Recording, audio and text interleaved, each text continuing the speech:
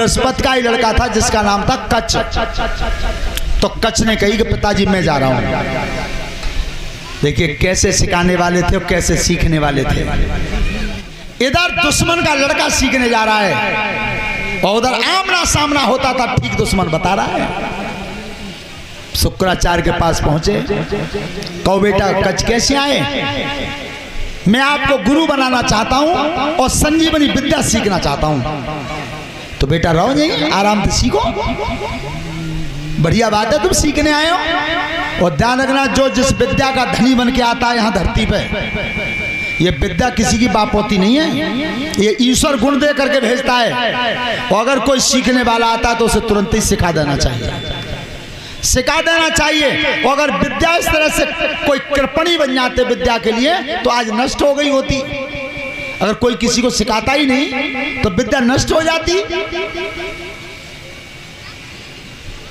तुमने देखा है कि जिस समय लक्ष्मण जी के शक्ति लगी थी और बताया गया कि सुषेण वैद लंका में रहता है, तो लंका तो दुश्मन की राजधानी है और वैद जी लंका में। अब हनुमान जी जब भेजे गए तो उन्होंने विचार करो कि लंका इतनी बड़ी है और समय थोड़ो है, अब रात ये रात को खेलो, रात निकल जाएगी वह वैदैया ढूंढत में।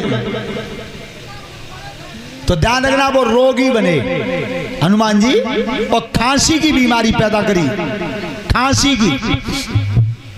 और जो तेजी में भाज के गली गली में खांसे, जब खांसे और जाकर वैद्य जी के सामने निकले भवन के,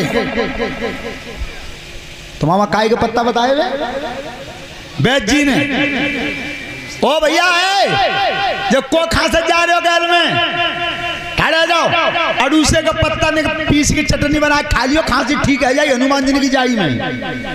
जो दवाई बता रहा है तो जाई में, बस भवन से तो ठहलाए वैद्य जी को। और लाके जब रामादल में रखे तब राम ने की मेरे भैया के शक्ति लग गई है, मेरे भैया की नवज देखो। तो वैद्य जी का जवाब क्या था कि तुम्हारी और मेरे मालिक रावण की लड़ाई चल रही है और मैं रावण का राजवैद्य हूं। मैं तुम्हारे भैया की अगर नवज पकड़ूं, इलाज करूं तो ये राजद्रोह नहीं होगा।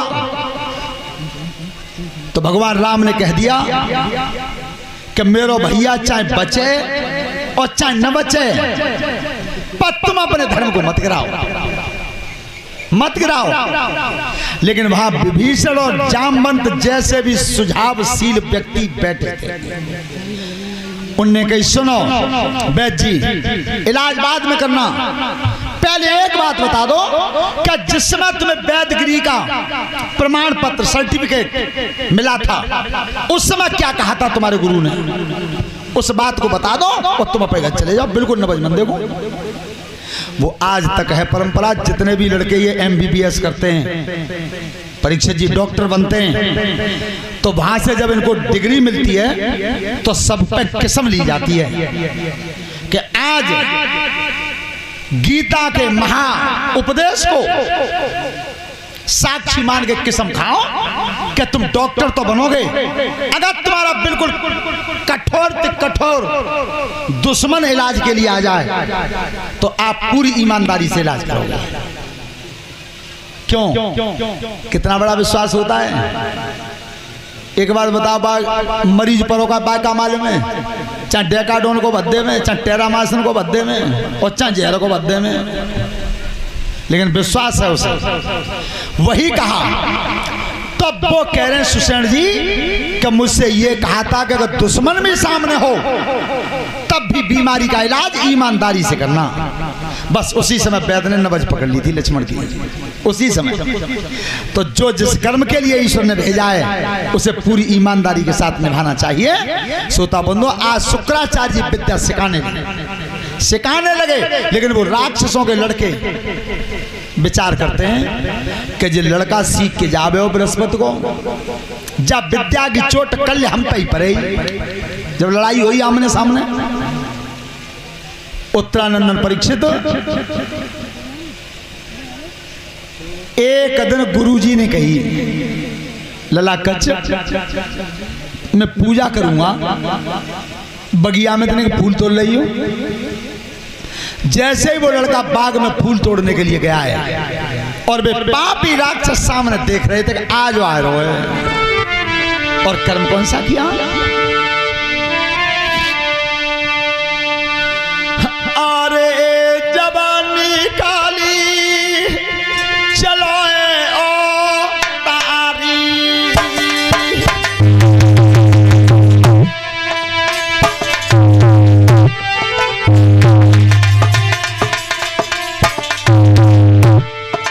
अरे जवानी काली चलो ओ तारी,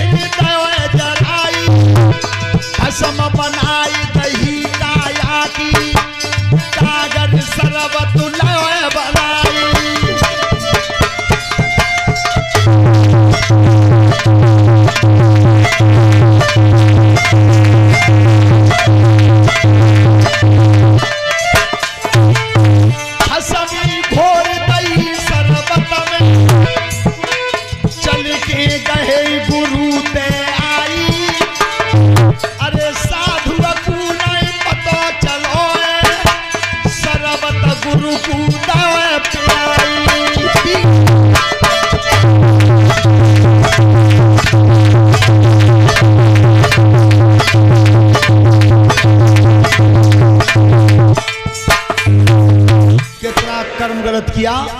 बेटा मार के अग्नि में जरा के और भस्म बना के और एक घड़ा शरबत घोर के उसमें मिला और गुरुजी के पास आ गए, गुरुजी ले मैंने शरबत क्या बना हुआ है, महात्मा पिए।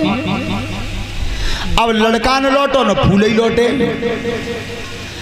तो इधर शुक्राचार्य की जो लड़की थी देवयानी, वो मौं से तो भाई कहती थी कच्छ से, और मन में अपना पति मान लिया था उसने। क्यों? उसने कहा विचार था कि ये तो ब्राह्मण का लड़का है और मैं ब्राह्मण की लड़की हूं, इससे बढ़िया योग नहीं मिलेगा।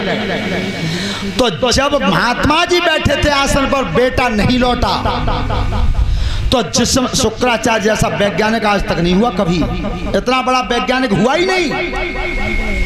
और देख लो वो विद्या आज तक कामयाब भई तो ना है, मरे हुए को जिंदा करना। वैसे डॉक्टर काल के गाल में तो पकड़ के खींच लाए, देखा है तुमने? हार्ट की बाईपास सर्जरी होती है, एक दिल को निकाल के कुछ समय के लिए बाहर रख दिया जाता है लोग, और फिर सर्जरी करके फिर माँ को मैं फिर दर्द हो जाता है। लेकिन सब कुछ किया, लेकिन आज का वैज्ञानिक मर गए हुए को जिंदा नहीं कर पाया। श्रोता बंधु, आज जिस समय शुक्राचार्य ने ध्यान लगाया, कहीं से आवाज नहीं आई। जब आवाज नहीं आई तो आवाज आई पेट में थे, और जो पेट में आवाज आई तो लड़की बराबर में खड़ी थी देवयानी। तो लड़की विचार करती है कि पिया पिता के पेट में और सुता रही अकुलाए, और पिता मरे तो पत मिले नहीं जन्म कुआरो, क्योंकि उधर में था। तो शुक्राचार्य की बेटा कच्छ, मैंने तुझे विद्या सिखाई है और संजीवनी विद्या को तू सीख गया है, तो फिर उधर में क्यों बैठा है? मेरे उधर को फाड़ के बाहर निकल, और मेरी मृत्यु है जाए तो तू फिर मुझे जिंदा कर उसी विद्या से। देखो विद्या की परीक्षा ये लिए परीक्षा, और वो परीक्षा आज तक चल रही है। पूरी साल मास्टर पढ़ाते हैं, तो एंड में आगे परीक्षा ही होते हैं। श्रोता बंधु, तो गुरु को जिंदा किया कच्छ ने, और तब कही गुरुदेवता अब हमने विद्या सीखी ली और जांचू कर ली, तो तुम कह दे तो हम जाएं। बेटा जाओ। तो शुक्राचार्य ने कच्छ को विदा किया है। लड़कियों संग गई तो शुक्राचार्य महाराज तो लौट गए, वो देवयानी खड़ी रह गई, वहीं खड़ी रही। अब कई कचने के बहन जी ऐसा करो तुम लौट जाओ। वो पेट वाली बात अब बताइए। बहन कह रहे हो अरे जा दिन ते तुम मेरे बाप के घर पे आए हो ता दिन ते मैंने संकल्प ले लिया था कि तुम मेरे पति के रूप में चुने गए हो, और आज बहन कह रहे हो एक अब पागल हो गई है। गुरु की लड़की है तो मेरे लिए तो बहन के ही समान है। जिस विचार को तू लिए बैठी है वो विचार कभी नहीं होगा। सो जो एकदम कच्छ आगे बढ़ो, लड़की ने हाथ पकड़ लिया। कहां जा रहे हो? मैंने मन में संकल्प लिया है। सो जो कच्छ ने झटका मारो और हाथ छुड़ाए के चलो है, और तब लड़की बोली है पीछे थे।